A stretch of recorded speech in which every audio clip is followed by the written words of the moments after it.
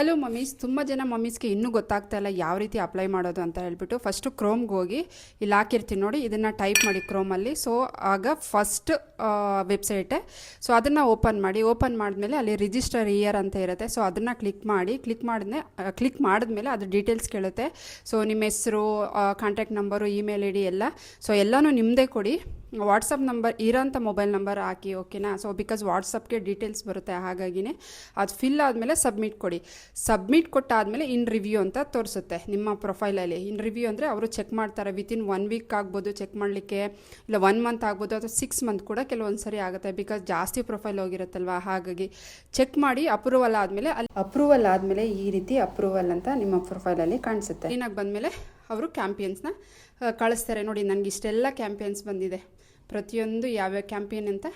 So ನಾನು ಹಾಕಿರ್ತೀನಿ. ನೀವು ಬೇಗ ಫಿಲ್ ಮಾಡಿ, ಬೇಗ ನಿಮ್ಮ ಮಕ್ಕಳಿಗೆ ಫಸ್ಟ್ ಕ್ರೈಯಿಂದ ಬಟ್ಟೆನ. ಇದೇ ರೀತಿ ಇನ್ಫಾರ್ಮೇಷನ್ಗೋಸ್ಕರ ಅಕೌಂಟ್ನ ಫಾಲೋ ಮಾಡಿ.